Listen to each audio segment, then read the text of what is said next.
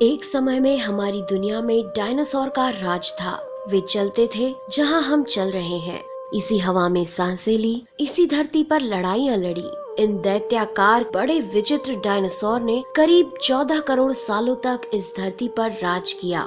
इन dinosaur की कई हजार प्रजातियां थी। इनमें से कुछ शाकाहारी थे, कुछ मांसाहारी, तो कुछ डायनासोर बहुत ही शांत स्वभाव के थे। वहीं कुछ डायनासोर बहुत ही हिंसक और खतरनाक थे।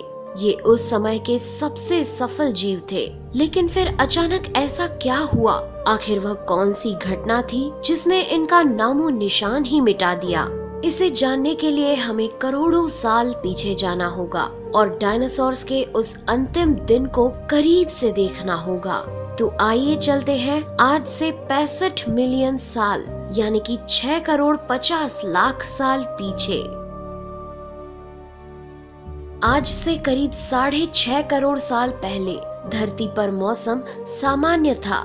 चारों ओर सूरज की रोशनी बिखरी हुई थी। लंबे लंबे पेड़ों से टकराती समुद्र की ठंडी हवाएं और चारों तरफ डायनासोर के चिल्लाने चिंघाड़ने की आवाजें। जब ये सारी डायनासोर प्रजाति बड़े ही आराम से धरती पर अपना जीवन बिता रही थी, तब 10 करोड़ साल पहले ही इनकी किस्मत लिखी जा चुकी थी। 10 करोड़ साल पहले एक छोटा एस्ट्रॉइड का टुकड़ा जो सुदूर अंतरिक्ष से आ रहा था, वह पृथ्वी से लगभग 20 करोड़ मील दूर मंगल और बृहस्पति के बीच बने क्षुद्र ग्रह बेल्ट में घूम रहे एक बड़े एस्ट्रॉइड से जा टकराता है। इस टकराव से उस बड़े एस्ट्रॉइड की दिशा बदल जाती है और वह क्षुद्र ग्रह बेल्ट से निकलकर सीधे पृथ्वी की ओर 22,000 मील प्रति घंटे की रफ्तार से बढ़ने लगता है। जब यह एस्ट्रॉइड पृथ्वी से 3,84,000 किलोमीटर की दूरी पर था, तब धरती से शायद डायनासोर का अंत ना होता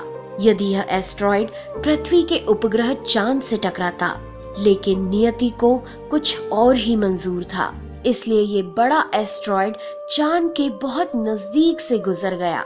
40 किलोमीटर के व्यास वाला 2 ट्रिलियन मेट्रिक टन का ये एस्ट्रॉइड प्रत्येक सेकंड के साथ साथ धरती के करीब बढ़ता जा रहा था। ये एस्ट्रॉइड जब पृथ्वी के वातावरण के संपर्क में आया तो इसकी रफ्तार एकाएक 70,000 किलोमीटर प्रति घंटा हो गई। पृथ्वी के वायुमंडल में घुसते ही घर्षण की वजह से ये एक भयानक आग के गोले में बदल गया। ये इतनी रफ्तार से धरती की ओर बढ़ रहा था कि सिर्फ 4 मिनट में इसने अटलांटिक ओशियन को पार कर लिया। इसकी चमक इतनी अधिक थी कि धरती पर टकराने से पहले ही हजारों जीव आग के इस दहकते गोले को देखकर पूरी तरह अंधे हो चुके थे। ये जीव उस उल्का को देख नहीं पा रहे थे, लेकिन वह उसकी भयानक गर्मी को महसूस कर रहे थे। कुछ ही क्षण में ये एस्ट्रॉइड मेक्सिको की खाड़ी के पास जमीन से टकराता है और लगभग 35,000 डिग्री सेल्सियस की ऊर्जा वाला एक भयंकर विस्फोट होता है।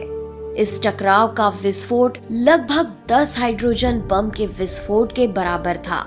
ये विस्फोट इतना शक्तिशाली था कि इसके टकराते ही धरती की लाखों टन धातु अंतरिक्ष में चली गई। टकराव वाली जगह पर 180 किलोमीटर चौड़ा और 20 किलोमीटर गहरा गड्ढा बन गया।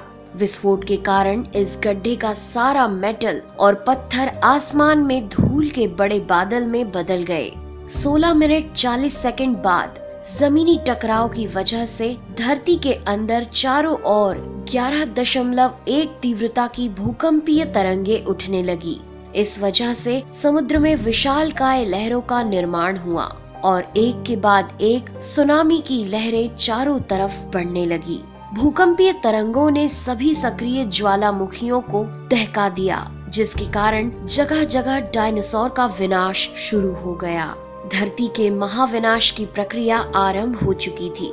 इस भयानक विस्फोट में रेडिएशन की मात्रा इतनी बढ़ गई कि इसके 800 किलोमीटर के दायरे में आने वाले सभी जीव जलकर पूरी तरह राख के ढेर में बदल गए थे। इस महाविनाश में उड़ने वाले डायनासोर इन जमीनी खतरों से तो बच निकले, लेकिन ये तो महाप्रलय की बस शुरुआत मात्र थी। विस्फोट की वजह से जो लाखों टन मेटल, पत्थर और धूल अंतरिक्ष में गया था, वह ग्रेविटेशनल पुल के कारण ठीक 40 मिनट बाद आग के गोले के रूप में पूरी धरती पर बरसने लगे। साथ ही धूल का एक बहुत बड़ा तूफान 6000 किलोमीटर प्रति घंटे की रफ्तार से पृथ्वी के दूसरी तरफ मौत लेकर आ रहा था। ये धूल के बादल कई किलोमीटर मोटे थे, जिसकी वजह से धरती पर सूरज की रोशनी का पहुंच पाना असंभव हो गया। गर्म हवाओं का तापमान 100 डिग्री सेल्सियस से ज्यादा हो जाने के कारण धरती पर पेड़ पौधों की लगभग सारी आबादी जलकर खाक हो गई थी। विस्फोट के 90 मिनट बाद धरती का तापमान 200 डिग्री सेल्सियस तक बढ़ गया। इसकी वजह से जो डायनासोर विस्फोट के इलाके से कोसों मील दूर थे, वे भी इस गर्मी से बच नहीं पाए।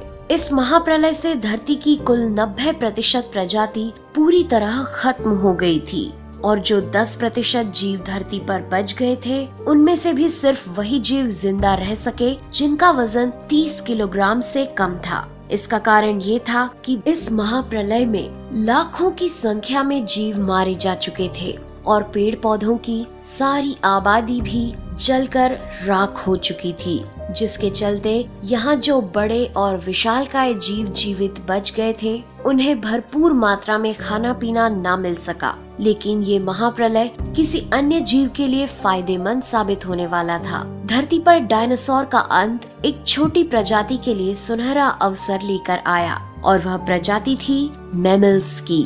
मैमल्स क्या थे, कैसे बच गए महाप्रलय से, डायनासोर के अंत के बाद इंसान कैसे और कहां से आए, ये जानेंगे हम अगले एपिसोड में। यदि आप चाहते हैं कि हम अगला वीडियो जल्द से जल्द बनाएं, तो इस वीडियो पर 2000 लाइक्स जरूर दीजिए और हमारे चैनल को सब्सक्राइब कर हमारा सपोर्ट जरूर करिए। यदि आप नए हैं तो इस चैनल पर हमारे बाकी वीडियो भी जरूर विजिट करें। साथ ही सब्सक्राइब कर नोटिफिकेशन बेल आइकन को भी जरूर दबाएं। मिलते हैं अगले एपिसोड में, तब तक के लिए नेहा आगरकर को दे इजाजत। नमस्कार।